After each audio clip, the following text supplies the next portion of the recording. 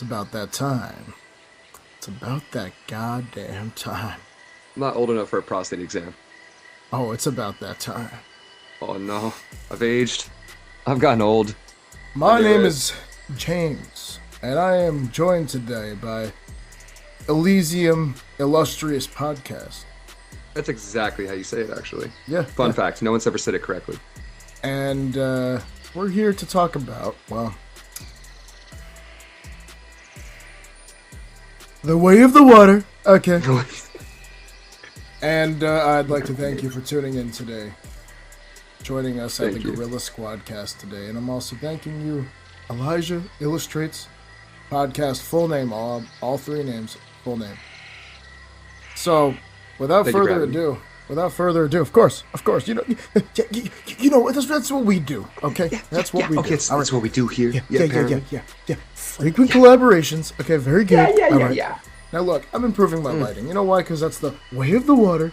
Okay. So, I'm kidding. You should use that bit later. Anyway, thank you for being here, Elijah. So we're here to talk about Smurf porn. Now listen, I quit porn a while ago, but I thought that this would be a great time to pick it back up. I was very excited to see a bunch of blue Martians get it on. And, you know, they did a little bit of, like, biracial stuff going on because they had, like, Caucasian people. Logic, you know. They had Logic jump in, 5 a.m. rap, shout out. Homicide's a good song, too. Actually, you showed me a song the other night in the car. I was drugged. I don't remember much. But Avatar is a great movie. I mean, listen, we had to handle some business, and you wouldn't, like, stop. You know, listen, my kidney is worth, like, what, 10 grand or something? Listen, I got bills. You know, it's... I get that. I respect that. I have rent. I gotta pay rent somehow. That's why my throat sounds messed up. Yeah. Speaking of which, we're both recovering from some nonsense. I think Eli's going through it right now. I just had laryngitis, and that was great. Went to the Big Apple. Okay. Guess what? Big mistake. Okay. It seems that way. I feel like it's one of those funny things because, like, you know, when you feel even lightly not good, slightly rather, it could be COVID, could be allergies, could be the flu, cold, hepatitis. I really struggle to figure out half the time if I have hepatitis. But my doctor stopped answering my phone calls. So I just kind of bear witness, you know. My arm hurts. Brandon Szymanski, yeah. You know whose arm hurts too? Larry, the left-handed man. And he was left-handed because he was a right-handed man, but his arm got cut off because he was reaching into a garbage disposal. And, you know, we'd like to thank him. And you need to adapt in life. You know, you need to adapt. You need to adapt. I mean, he cried for a bit after losing his arm. And, like, a bit of a pussy move. But listen, I wasn't there. We all experience things differently. If I lost my arm at a garbage disposal, I wouldn't shed a tear. I'd say I didn't want that arm. It was weighing me down. No big deal. Yeah. Ridiculous. I flipped my stick. Yeah, you know what? I drink my homemade cappuccino with caramel. Oh. Mr. Elijah has... What are you sipping on there? Okay, listen. So, as you can see here, it's a Christmas mug. You have Snoopy, and you have Little Bo Peep down here. I don't know if you can see censored. that. That's censored. Yeah, no, it's because of copyright. So it's lemon ginger tea and it's Egyptian licorice. Now, sources say Egyptian licorice is terrible, but I think the sources are terrible because the Egyptian licorice slaps the competition out of the way. Slap them right in the cock, right? So yeah, it's soothing for my throat. So let's have a. I like that moment we were talking before we started this. We had a moment. So let's have a we moment. did just casually. Cheers to boom. Okay.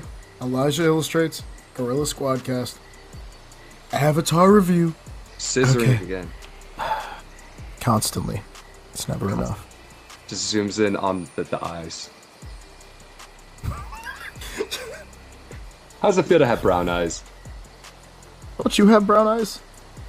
I don't know. It changes. Like, I was blue for most of my life, then it was gray, which was like gray eyes. Well, kind of cool. Green eyes, then brown, then hazel. I'm a chameleon.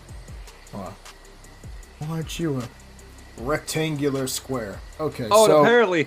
Oh my... Wait, I just wanted to say, I'm sorry, cut you off, but apparently I'm turning into a redhead because we were in Central Park and there was this shirtless man named Johnny, shout out, and he was boxing. Charity boxer. This guy's awesome. And we walked by, and I'm like, I want to join him. So I run back, and they're recording me, and I walk up to John, and I'm like, yo, man, can I join you? And he's like, yeah. So I ripped off my shirt, too. We're just, like, shadow boxing this tree. I'm like, fuck you, tree. You took everything from me. Yeah, you took my wife and kids. I don't even love them no more. Ah! And, like, at one point, he wanted to spar me, and I was like, no. We team up. Tree bad. Be big, good, heavyweight Australian. And, I don't think he's Australian. That just came to mind. I think he's British. Little sleep. I think he's British. He told me, he called me a redhead, and I was so confused. You're like, what is happening?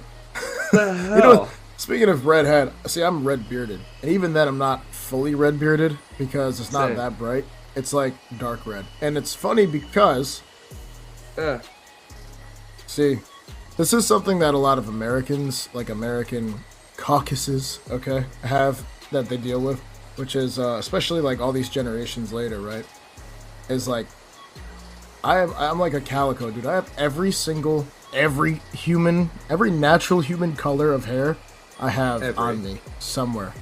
Okay, I have brown hair, I have red hair, I have white hair, I have blonde hair, and I have black hair. We identify where some all of the colors five, are. all five. Okay. Listen, we don't need to talk about semantics, okay? Okay, but what we do need to talk about is the Tamani Fund USA. The crisis is that in Swahili, it is also the name of a charity that seeks to alleviate the terrible suffering of AIDS, widows, and orphans of Kagera, the most northwest province of Tanzania. Figures are unreliable, but an average life expectancy there is 43 years. HIV carriage is thought to be 28%, with perhaps 1 in 3 mothers delivering babies being HIV positive. A subsistence farmer will earn in the region of $110 each year. That's big money. It's big money. Big money. With which to support 6 to 8 family members. There may be 200,000 orphans in this region. There's more to read here, but I think the takeaway is that Johnny's a good man. That was one of the charities he supported. I had it screenshotted because I had it up on a tab on my phone and I didn't want to lose it. And I thought that like a chance meeting like that was relevant and important. I thought it was good to talk about today. Absolutely. If anyone has a heart and funding, go for it. I actually send me the link after this. I'll put that in the description as like absolutely. Actually, you know what? I'm gonna send you that right now so I don't forget. Cool. Yeah, we'll take care of that. I'll post that right in the description, folks. Go look in the description; it'll be there. Sounds good. If you want to be a part of making the world a better place. Now, ironically, if you think of a euphemism for Africa, right? And some of the like native people struggles that actually ties into the major plot points of Avatar. Yes, it does. Yes, it does. See, and that's what Avatar is all about. I'm sure most people understand that, but you know, some people out there, I don't know. But like, I never heard of Africa. This is an outrage. This is upsetting. I thought it was about poor people. So this is an interesting one to talk about because we actually, it's 18 years? No, it's not that long. Sorry, it's like 10. So 10 plus. Avatar came out in 2009. 2009.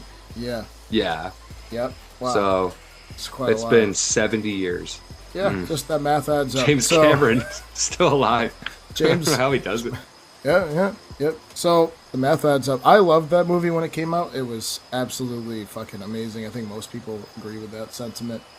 The CGI that they literally invented software for to create it, and I forgot they mentioned how long it took to render like the final cut because of all the CGI. It took fucking forever. They said like weeks. Yeah, like 10 years, I thought. Yeah. It seems like it, right? So the main synopsis, just to catch up for those of you maybe listening but haven't seen the movie. The synopsis of Avatar, the original one, is basically space Republicans. Okay, they show up and they show up and they drop down on this alien planet because Earth is running out of resources, and so they look for this really stupid element. I'm not even gonna say because it's really fucking stupid named, and they're trying to find this element. so they can make money and basically fund their world. So it's kind of like a euphemism for like Americans and other types of, I guess, poachers of wildlife and nature and stuff like that. Primarily nature and like resource gathering. I forgot the exact term. It's kind of like a euphemism for like that versus like the Amazon rainforest and the locals there and stuff like that. And actually, that's kind of what Avatar is all about, in my opinion. And of course, that's the point of art. Is art is subjective, but to me, that's what I saw. Is it was a actual message and dialogue of that Earth actually, or Earth, technically, but whatever. It's an alien planet. Is that like the world has a harmony in nature, and greed can disrupt and destroy it. So very much like a naturalist sort of point behind it. So I love that. I thought it was great. I thought it was brilliant. And the protagonist, Jake Sully, basically he claps some blue alien cheeks. Good for him. Just absolutely. And the point of Avatar, right, is the Avatar is like this body of the native species called the Na'vi. Okay, I'm going off. I'm going on nerd shit right now, okay? Tell him. Let him know. So the Na'vi are these very tall, skinny blue people. I'm sure you're familiar. Okay. And so Jake is just a human man. He's a veteran. And he goes in on this mission to try to, like, peacefully get these people, infiltrate and get the natives away from, like, this big tree that's, like, really important. And the humans want the resources. Yada, yada. So the point is, he gets like assimilated and he falls in love and he starts a family and all this stuff. And then fast forward, they beat off the fucking the space Republicans. They go home, they kill the big bad man, and the big bad man, Commander Man, kill him, and they fucking kill him hard, bro. They fucking fuck his mech. He was hard when he died. Yeah, it was wicked erection. They fuck his mech up. They throw a spear through it. I think Jake throws the spear through it. And it goes like and it kills him. Fast forward right to 2023, Way of the Water is a 22, and it just barely. But anyway, Way of the Water comes out. It's been a long ass time since the first one comes out, and all of a sudden it's been like in the timeline it's like 10 years fast forwarded, and Jake has a family, and he's like everybody's at peace. They're enjoying their life there. Everything's chill. Remember, they beat off the humans, okay? They do. They beat them off. Impressive. So it was peaceful for like 10 years, right? And then the day comes. Okay? Day comes. Humans. They come back. Okay, Space Republicans, but like a lot more of them. Right? And they go hard. They go hard as fuck. They go harder than they did before. Shout out Waka Flocka. I'll go hard on my motherfucking thing. Bunch of Navi. Navi. Bunch of skanks. Navi. I don't think we can say that. That's the new N-word, Pass. Is that the new one? See, it's not racist. It's as you were saying. Oh no. I was thinking of a word. It's not okay. It's not racist. It's racing. It's not racist. It's not what? It's not what? This month is February, my favorite month of the year. Why is that? Because I get to watch Avatar, and even though I didn't watch it this month, I can watch it again and again and again, and never forget that cruise ships are terrible. Don't vacation. So, White Lotus, great show. Smart. Thank you. Smart. So this movie is 3 hours long. Okay, this was a 3-hour commitment, and I knew this. What's crazy? I'm sorry, I didn't mean to cut you off. No, you're go ahead. I just wanted to stress the fact that not only is it 3 hours, it's 3 hours and 12 minutes, and then on top of that, and 12 minutes. And 12 minutes. That's half of that. Oh, 13 seconds, and you have 20 minutes of previews. So like, this movie is a commitment. You're sitting there. Yeah. You are physically going to be in your. I mean, you could stand up. You could just the whole film. I don't recommend that. Yeah. Do not quote me on that. But that is a long wait. I feel personally better with films that are longer, especially when we had to wait for a sequel since 2009. Yeah, exactly. I want to see a long plot, especially with the CGI and the, the acting and the pageantry. and exploring the world again. I want to see as much of this new world as possible because it's an escape from our reality. And do I want to spend $18 on a movie that's escapism for like an hour 30 or 3 hours and 12 minutes? I'm good with it. Yeah, you know what? The interesting thing is that it's such a, like, I mean, of course, like I mentioned before, even the second movie, like they still pushed the limit with as far as like CGI can go, and all this kind of stuff, and they did motion capture, and like I remember hearing an interview of James Cameron, the director. Oh, I thought it was you. James Hudson. No, Your name's James. James. Yes, it is. The James Cameron, the director. There was an interview recently where he said, you know, all the people you see on screen are not CGI; they are actors. Yeah. And I was like, damn. I was like, that's true though, because motion capture technology has come a very long way too, and that's been like such a huge thing that's been used in so many movies, including the MCU and all this, like these modern filming and technology. Just, you know, just absolutely shattering and just going insane, always propelling. I mean, look at the AI stuff right now. It's absolutely mind-blowing. Yeah. Jesus Christ. But point is, so Eli, if you don't mind leading the way here. So yes. As far as, so where we jump into Avatar 2, I kind of cover that Jake is there and, you know, he's with his family. They're happy. They're happy. Okay. And then the sky people. Okay. Come back. And then who's there? Who's the leader of the Sky People who somehow comes back mysteriously out of buttfuck nowhere? Oh, yes. Well, turns out Sergeant Man was Dunzo, but turns out he was born a Genzo. Because Avatar program. Okay. Avatar program, and he is a clone, and he pre-recorded a message to his clone saying, "Hey, you're confused. I'm you. You died. So, like, kick ass." And I like what he said. There's one phrase he said that, like, whoa, that got me. It was, I think it was something along the lines of, like, you can't make a Marine quit. You could kill us, but we'll just regroup in hell. Yeah. It's like, God damn. Oh, that hit so hard. I'm not a Marine, but at that moment, I wanted to be a Marine, just hearing that phrase. I'm like, God damn. Hells yeah, hoorah. But... yeah. I respect his resolve, but goddamn.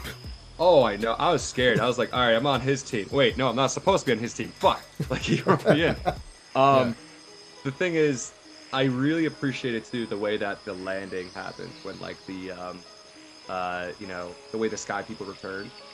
How that whole sequence of events took place. How they just landed and they dropped their mecha, those, like, robotic walker things, and they just invaded. And then you don't see an immediate fight. It just kind of cuts to black, and it implies they're back. And you see the devastation of the forest and of the wildlife and such. As a nature person myself, immediately met with this despair, because I don't like to see nature be overtaken by people. I remember growing up in Bethel. Shout out Bethel. 15 years I lived there. And now, if you look at it, there's so much more housing than there was before. And I'm okay with, like, affordable housing. I'm not saying, like, oh, they're adding affordable. It's not that. It's just housing in general. I hate to see, like, they took a bunch of, like, grounds with trees, repurposed it for housing. And mind you, a lot of the housing is actually luxury. So it's even more like, what is this doing here? But the reason I bring this up is because the scene was so devastating. And it was such a good introduction to seeing the Sky People return.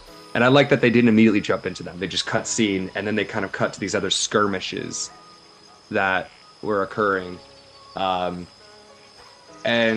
I did kind of like the introduction of how now we're seeing kind of more of a cultural shift where we're seeing a lot of the people kind of, like the scientists that decided to stay back with the Na'vi are kind of just bonding with them. And young lad, Spike, I think his name was it Spike? That's close, but it's not that. It's not that. It's not Pike.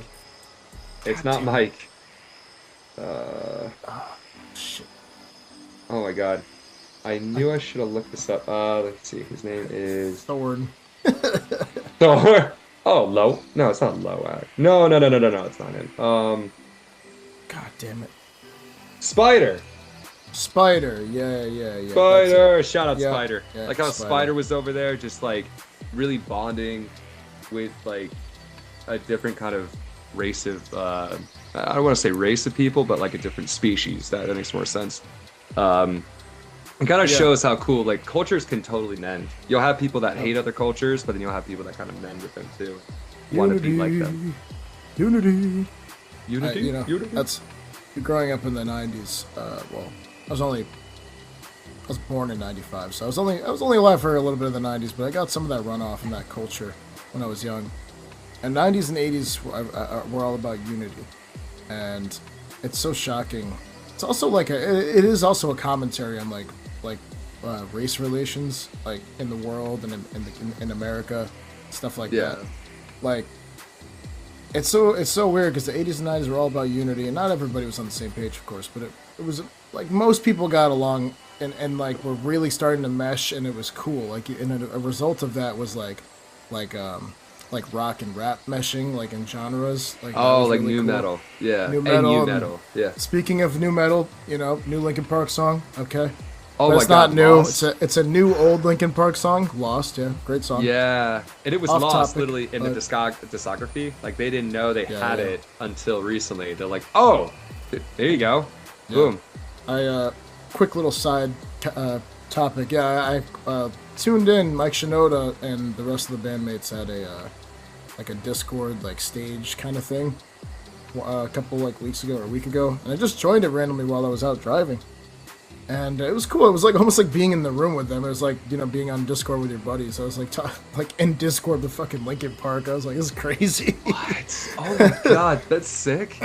Yeah, and that was really God. cool. I got a lot of love and respect for Mike Shinoda. I love Mike, man. Like his music is great, and his solo album that he did was absolutely spectacular. And I hope he drops another album because it's been a long time. But anyway. Back to the poor main Mike. topic. I just figured it all kind of tied in, but so yeah, fucking Spider. He's like what? He's he's kind of like part of the tribe, Kind And, of like, part of. He's like their adoptive son in a way, Yeah, like and- family friend son. He's like smitten Yeah. with one of their like with the daughter, Yeah. who's also kind of their adoptive daughter. yeah, and he's Um, and that's it. Yeah, that's right. Because they both. Yep, that's right. Yep, we'll talk about that later. So but we will say this. He's actually because there's a plot twist about the daughter, but he is the son of Big Sergeant Man. massive. Tall Sergeant Man. He's really tall. He's about 6-7 inches tall. Okay, No. he's about 30 feet wide. Yeah, 30 feet tall.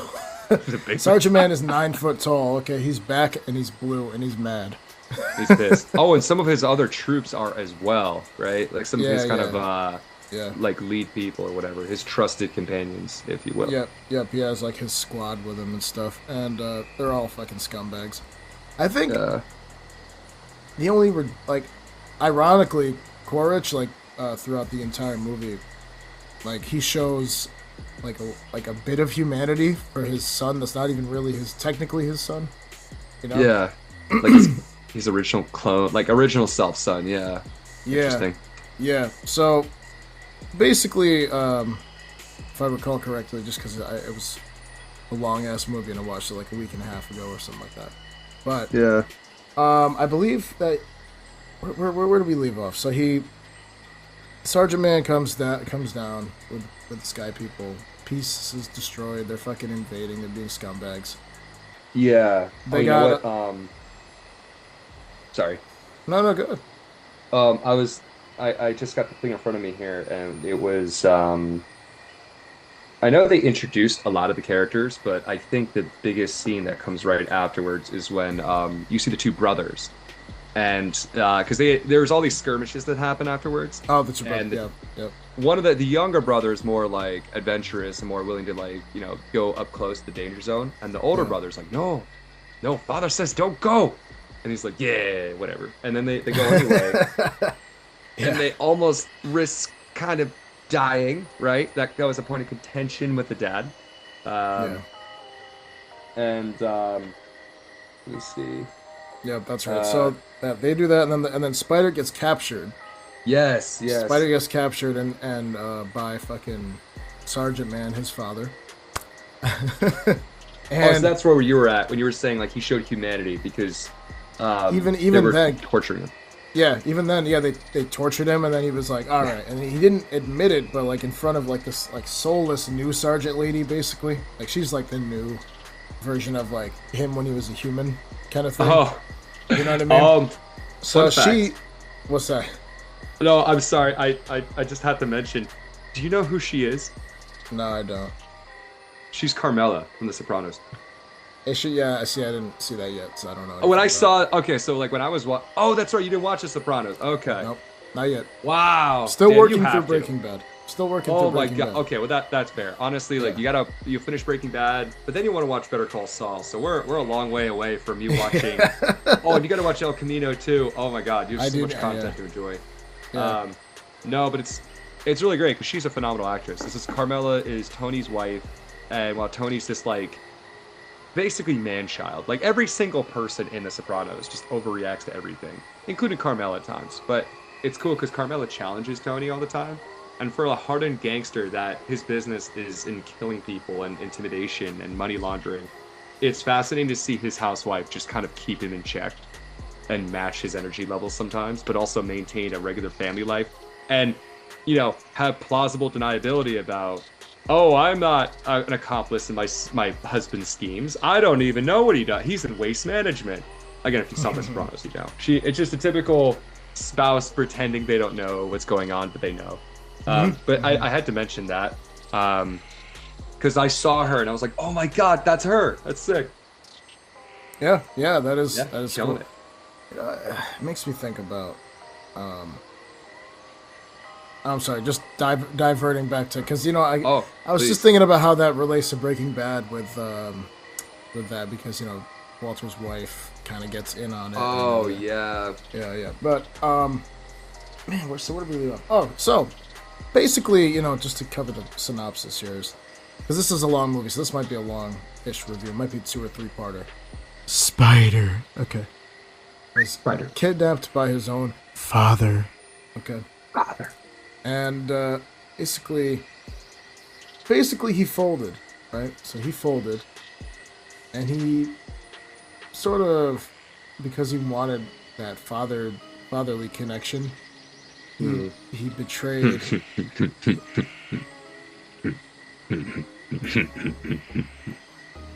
He betrayed his new family, basically. Hate that. And that sucks. And what's crazy is like, and it's okay to talk about this because we're going to cover every point, but by the end of the movie, they still never find out.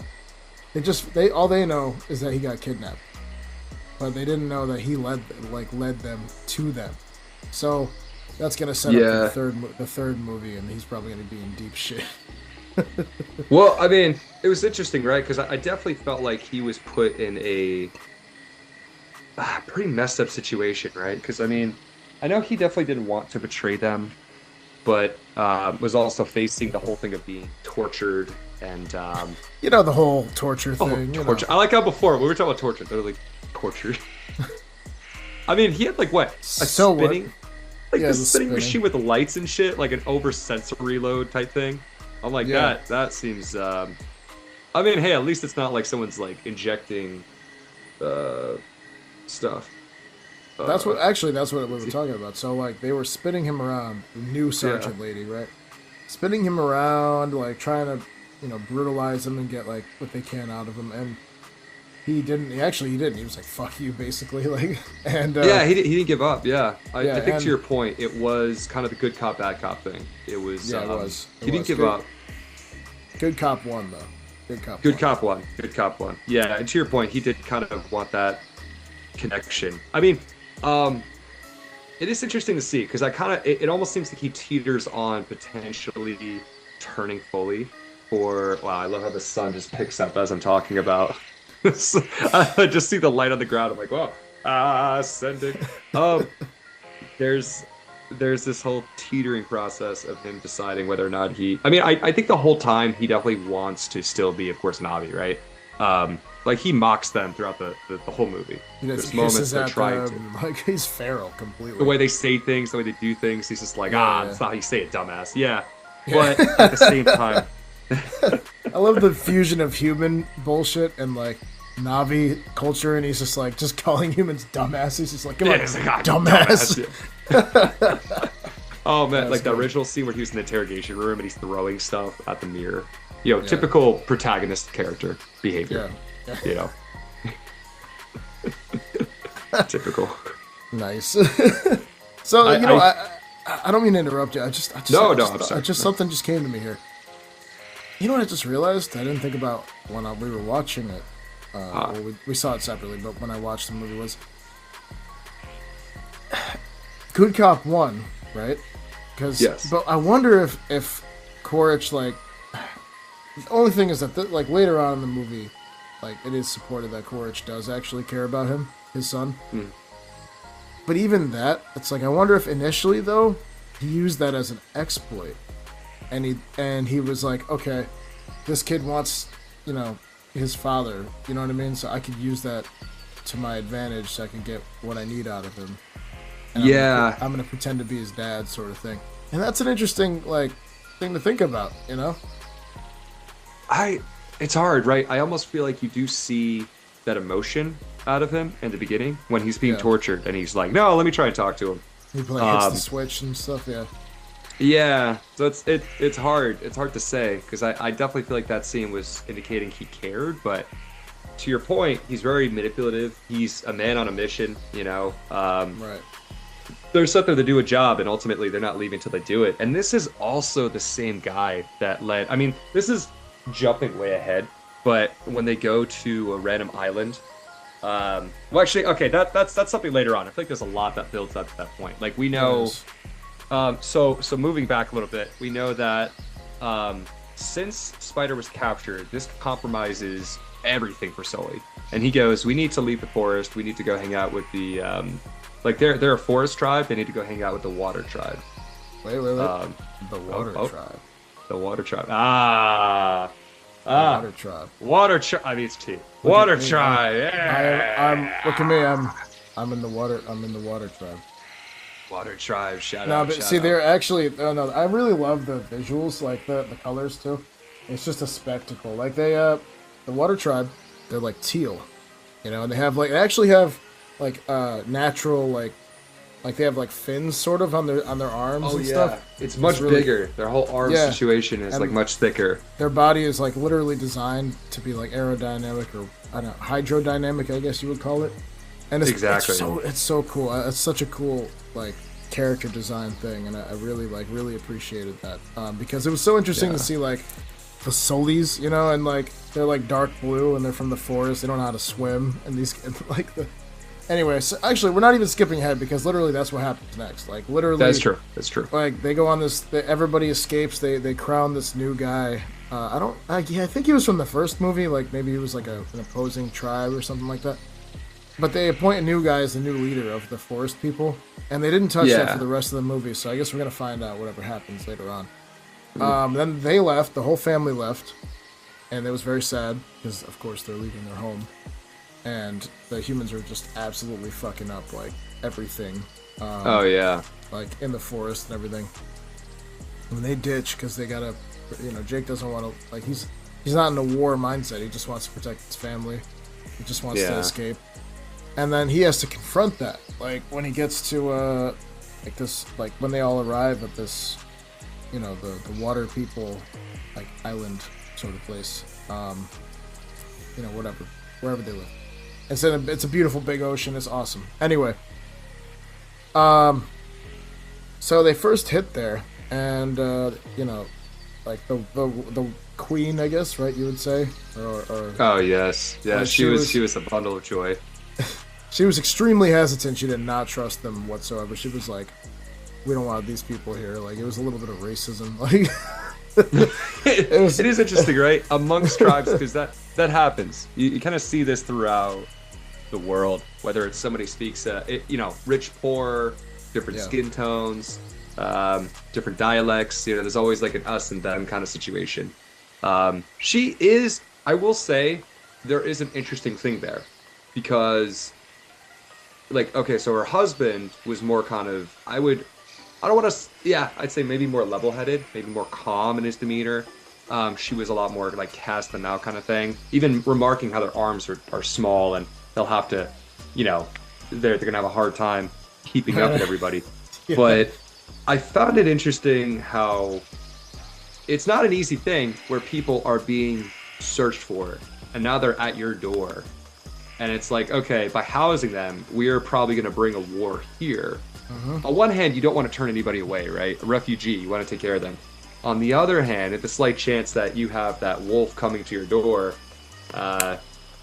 it's not an easy thing. I mean, I think oftentimes morality is a little gray because just as Sully is leaving the war effort with his family to look out for his family, they would have been within their right to say, no, you need to leave because I have to look out for my family.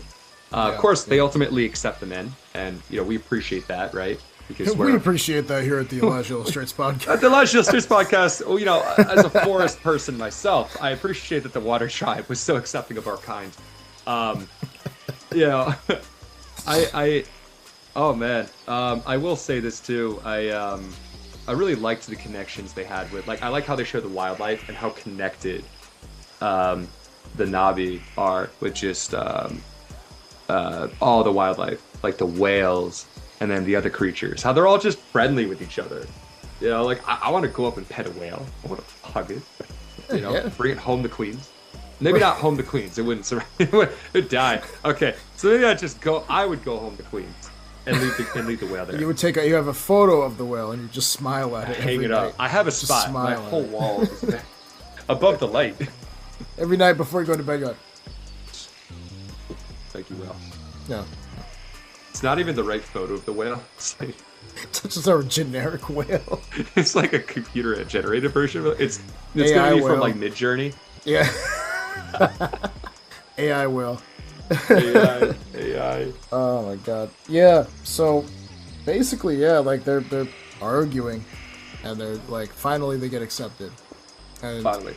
the tribe leader, just to keep his wife happy, but also keep the people feeling secure, and also keeping Jake and his family feeling safe, he accepts them, but also says, but you gotta pull your weight and we will teach you.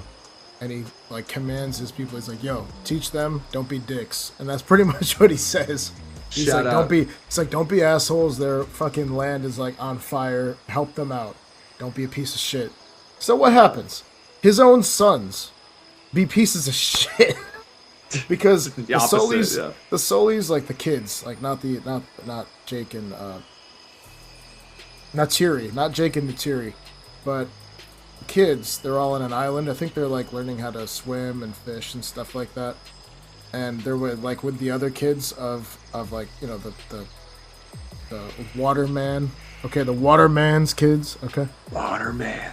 So basically, this is actually what happens next anyway. So they're learning, and there's a beautiful moment with like this one of the adopted children, where she's kind of like looking at, she's just face down in the water, and she's just looking at like the sand for some reason, and then like they come up to her and they call her a freak, like the children of the children of Waterman Johnson. Okay. And they call her a freak, and she's like, "What the hell?" And then the brothers like rush over and like they end up like fighting, and like they kick the shit out of the water boys. I'm gonna call them the water boys. The water boys, yo. Listen, the forest boys kick the shit out of the water boys. Okay. They're like, don't fuck with my sister. Don't fuck my sister. What? No, I didn't say that. Jesus Christ. God damn it. Stance at some point. Oh boy. We're not breeding. We can't do an interbreed between water and forest. It's not allowed. Not gonna happen. I feel like I'm taking the wrong stance here. So my racist. I don't know. I'm so confused. Anyway, so Am I Racist featuring Elijahillustrates. I'm gonna put a poll at the bottom of this. Was he racist for saying we can't have those goddamn tree climbing people merge with the goddamn whale water people? Not Listen, in my country. We're gonna need a wall that's gonna go under the ocean. Okay, we need to keep them out. Okay. They're not gonna be able to climb over it because we all know fishes stay in the water. Big brain energy. Just saying. Think about it, but don't think about it too much. Do you hear that? Wait, I'm sorry. Do you hear the vacuum noise in the background? That's probably my vent going crazy, but... No, I guess my roommate's vacuuming. Is it picking up heavy here? No, not at all. I don't hear anything. Oh, perfect. Okay, yeah. I heard it, so that's good. It's not. Yeah. You're good. So, I have to... okay, so anyway, so where do we leave off? So... Oh, yes. Okay. Okay. So they kicked the shit... Yeah, so they kicked the shit out of the water boys. Okay. Mm-hmm. And then... Jake is like, what the hell did you do, you fucking asshole? He's like, I told you to be calm with his fucking, Alex Mason accent. The numbers, yeah. Mason. The numbers. So many fucking numbers. Like, because, as you know, fun fact, that's the same actor who plays Alex Mason in Black Ops. So, anyway, wow. I know it's an old ass game. Fuck you. It's a good game. Anyway, so. Yeah. So, basically, like, of course, Jake and Natiri are pissed at the kids because, like, they won. Well, actually, no, that's right. He says some crazy shit, if you remember. So he says, So, like, he grabs his oldest son, who's, like, constantly, like, at odds with, like, his oldest and the middle child, I believe, like the other boy. I think it was the youngest who caused problems, right? And the oldest was the... Oh, wait. Yeah, no, it was the oldest defending the youngest. Yeah, because there's, like, they have a little girl, and then they have two adopted kids, basically, and then they have, like, the two boys. They basically just have two boys, right? Yeah. Well, I mean, Spider's like their third boy, but he's he's with Quaritch or whatever. So, so the two boys are constantly kind of going back and forth. The oldest is trying to like tell his like middle child, younger brother to like get his shit together, but like listen to his father. And the middle child constantly wants to go do his own thing because that's what middle children do. Of course. Shout out. Which is, I get it. Like, I mean, I don't have any siblings, but I know kind of what it's like to have siblings. When I was very young, we had a big friend group that was like super tight. We always hung out all the time. We kind of became brothers. We would always be together. Like, there was like 6 of us. So I understand the dynamic. Okay, I understand. So, see, I'm the youngest, so it's like I definitely have the troublemaker energy. 100%.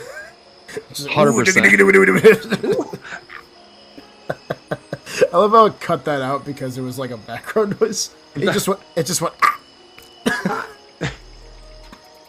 So anyway, the infection, new zombie. Last of Us. Round Shout out. Over. Yeah, that was a Halo thing, but. Oh. Yeah. Sorry. It's okay. You tried. It's okay. I forgive you. So anyway. Enough about me speaking. How about you, Elijah? So we know what happens next. So basically, Jake scolds his oldest because the oldest is supposed to be in charge of all the others.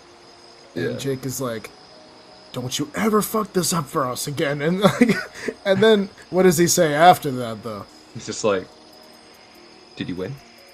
Or was it like, how did the other guys look? It was close to it. He's like, yeah, how the other guys look? And he was like, yeah. He's basically like, I fucked them up. And he was like, good.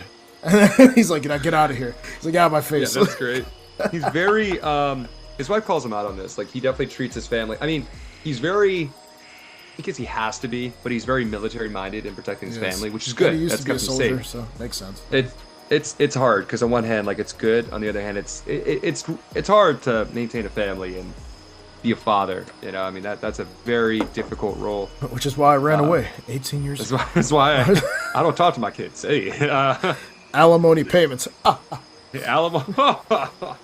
Alimony. More like pizza money. Anyways, so the thing is, it's hard, and especially because he knows the might of the military. It's because the United States military, but I guess it's the world's military. Though. I mean, they're basically it's the United States like versus another indigenous species in a different. That's planet. Basically what the plot is. Yeah. So. Shout out. Yeah. Yeah. So, it'd be awkward if it was the Canadian military. This would be so bizarre. This is Canada. Just like the country known for having the nicest people. It's like, yeah, we're gonna go kick their asses. Sorry. No, I'm not gonna get political. Okay, but Uh-oh.